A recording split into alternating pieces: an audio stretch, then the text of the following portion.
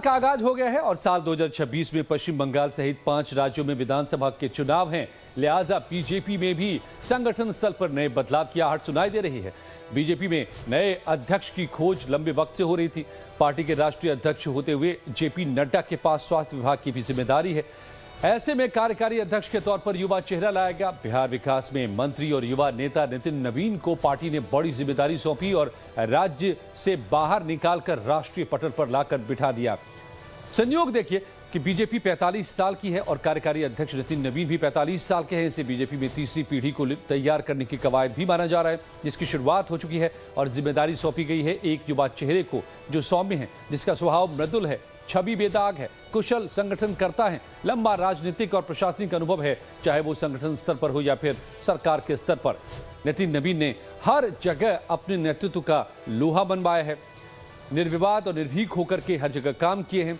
बात करें राजनीतिक अनुभव की तो राजनीतिक विरासत में उन्हें ये मिली है राजनीति। पिता न सिर्फ आरएसएस के कार्यकर्ता थे बल्कि बीजेपी के संस्थापक सदस्यों में से एक थे। नवीन कुमार बिहार बीजेपी के कद्दावर नेता रहे। नवीन कुमार विधायक भी रहे।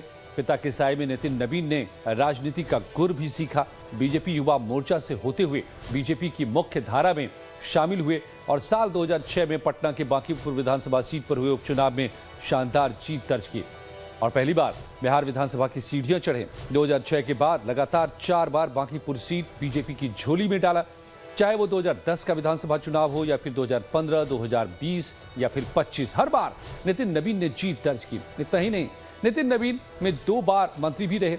20 साल से विधायक और 2 बार मंत्री रहने के बाद भी नितिन नवीन कभी किसी विवाद में नहीं फंसे, न ही कोई विवादित बयान देकर मीडिया की सुर्खियां बने। यही है नितिन नवीन की असली राजनीतिक ताकत, जिसके कायल न सिर्फ पीएम मोदी हैं बल्कि विरोधी दल भी नितिन नवीन के मुरीद हैं। लेकिन जब नितिन ने तेजस्वी और राहुल को पार्ट टाइम पॉलिटिशियन बताया तो पलटवार लाजमी था और कुछ इस तरह तंज सामने आया। कोई बहुत लोग ऐसे हैं जो पार्ट टाइम पॉलिटिक्स करते हैं, राहुल गांधी टाइप, जो आधा समय बिहार में जब आते हैं या देश में आते हैं तो केवल एक देश की बात थोड़ा मोड़ा करके फिर विदेश चल जाते हैं। इस पार्ट टाइम पॉलिटिशियन से नहीं बनना है। हम लोग फुल टाइम पॉलिटिशियन हैं। हम भाजपा के कार्यकर्ता 24 घंटा काम करते हैं, 24/7 काम करते हैं। तो आइए भाजपा के कार्यकर्ता पद्धति से आगे बढ़िए। ये जो पार्ट टाइम पॉलिटिशियन बिहार में भी एक हैं, सदन चलता है तो सदन में नहीं नजर आते हैं, जब मुद्दा मिलता है तो सड़क पर नजर नहीं आते हैं और जब मौका हार होती है तो फिर कहीं विदेश चले जाते हैं। पार्ट टाइम और फुल टाइम पॉलिटिशियन की व्याख्या क्या है ये तो वो बेहतर बताएंगे, लेकिन श्री तेजस्वी यादव जी को बिहार में राष्ट्रीय जनता दल को सबसे ज़्यादा वोट मिले हैं। ये ठीक है कि हम संख्या बल में कम है, लेकिन जितना भी है ये सरकार से दबाव बनाकर जनता की आवाज़ बनकर बिहार की भलाई के लिए काम करेंगे।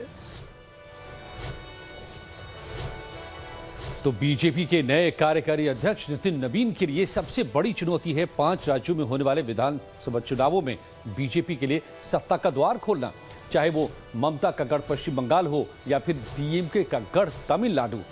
आरएसएस समेत बीजेपी की चाहत है कि इन दोनों राज्यों में भगवा लहराए और इसके लिए पार्टी जी जान से जमीन पर काम कर रही है, खासकर पश्चिम बंगाल में जहां बूथ लेवल पर बीजेपी ने अपने संगठन का विस्तार किया है। हालिया दौरे में केंद्रीय गृह मंत्री अमित शाह ने भी इसके संकेत दिए हैं। वहीं बिहार दौरे में नितिन नवीन ने भी पार्टी कार्यकर्ताओं को गुरु मंत्र दिया। क्या कुछ कहा बीजेपी के चुनावी चाणक्य अमित शाह ने और बीजेपी के नए कार्यकारी अध्यक्ष नितिन नवीन ने, आप सुन लीजिए।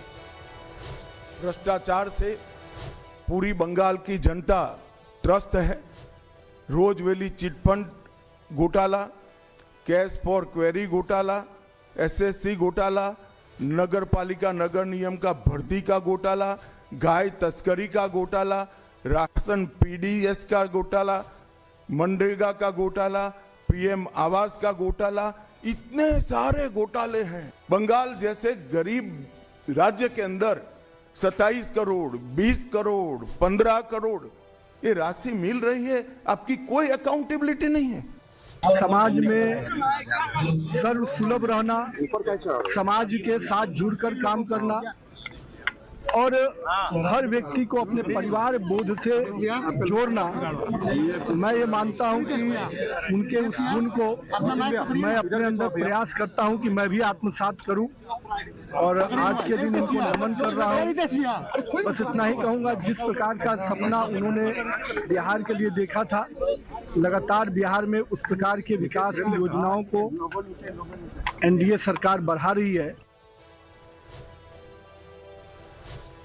तो अब हम आपको बताते हैं टीम नितिन नवीन तैयार करने के लिए बीजेपी में क्या कुछ चल रहा है। नितिन नवीन खुद युवा हैं, बीजेपी भी 45 की हो गई, भारत देश भी युवाओं का है। ऐसे में नितिन नवीन के लिए सबसे अहम हो जाता है संगठन में बड़े स्तर पर बदलाव कर युवाओं को आगे लाना, साथ ही अपने लिए खास भरोसेमंद साथी की तलाश करना जो बीजेपी की तीसरी पीढ़ी में पहली और दूसरी पीढ़ी की तरह हिट जोड़ी साबित हो सके। बिल्कुल अटल आडवाणी और मोदी शाह की तरह नितिन नवीन का जोड़ीदार कौन होगा, फिलहाल कोई नाम सामने नहीं आया है। हाँ, संगठन में बदलाव की आहट जरूर सुनाई दे रही है। सूत्रों के मुताबिक पार्टी राष्ट्रीय स्तर पर ऐसा पुनर्गठन करने जा रही है जिसमें नितिन की टीम में करीब 80% पदाधिकारी युवा चेहरे होंगे, जो सिर्फ संगठन तक सीमित नहीं रहेगा बल्कि सरकार में भी उनकी भागीदारी होगी। और आपको देखने को मिलेगा जैसे समय समय पे एक से एक प्रभावी नेतृत्व भारतीय जनता पार्टी से मिलना। और वैसे एक मैं आपको बात बता दूं, मैं आप सबके लिए कहता हूं, पार्टियों में अंतर क्या होता है। आज हमारे कार्यकारी राष्ट्रीय अध्यक्ष श्री नितिन नवीन जी बने हैं।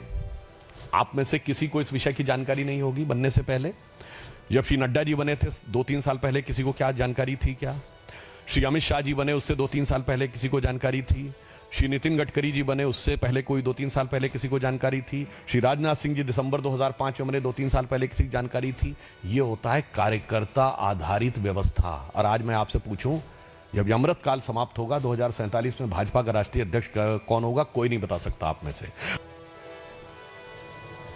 तो सूत्रों के मुताबिक टीम नितिन के लिए राष्ट्रीय स्तर से लेकर राज्यों तक पदाधिकारियों के प्रदर्शन का व्यापक मूल्यांकन किया जा रहा है। संगठन में लंबे समय से पद पर बने नेताओं के कामकाज की समीक्षा भी हो रही है और साफ संदेश दिया गया है कि इस बार पद अनुभव या वरिष्ठता के आधार पर नहीं बल्कि परफॉर्मेंस और प्रभाव के आधार पर तय होंगे। संगठन में फेरबदल के साथ ही मोदी कैबिनेट में भी बदलाव के संकेत मिल रहे हैं। सरकार में ही बदलाव होंगे, संगठन ही बदलाव होंगे, नई पीढ़ी लाया जाएगा और ये जो पूरे देश में मतदाताओं की युवा पीढ़ी आई उसको आप ढंग से पूरी तरह से संदेश दे सकेंगे। और हमेशा आप देख रहे हैं कि 2014 के बाद प्रधानमंत्री नरेंद्र मोदी ने भी अपनी सरकार में हमेशा युवाओं को वरीयता दी है, प्रमुखता दी है और धीरे धीरे करके उन्होंने युवा नेतृत्व को आगे उभारा है। अब संगठन और सरकार दोनों में समन्वय के साथ में युवा नेतृत्व को ही आगे लाया जाएगा। खबर यह भी है कि नितिन नवीन की औपचारिक ताजपोशी 14 जनवरी के बाद शुरू होगी। 22 दिनों की प्रक्रिया के बाद उन्हें पूर्ण रूप से अध्यक्ष चुन लिया जाएगा और इसके बाद राष्ट्रीय परिषद की बैठक में इस फैसले पर अंतिम मुहर लगेगी। राष्ट्रीय परिषद से मंजूरी मिलते ही नई राष्ट्रीय टीम के गठन की प्रक्रिया तेज हो जाएगी। कुल मिलाकर बीजेपी में चल रही ये कवायद साफ संकेत देती है कि पार्टी आने वाले समय में युवा, सक्रिय और चुनावी चुनौतियों के लिए पूरी तरह तैयार संगठन के साथ मैदान में उतरने की तैयारी कर चुकी है।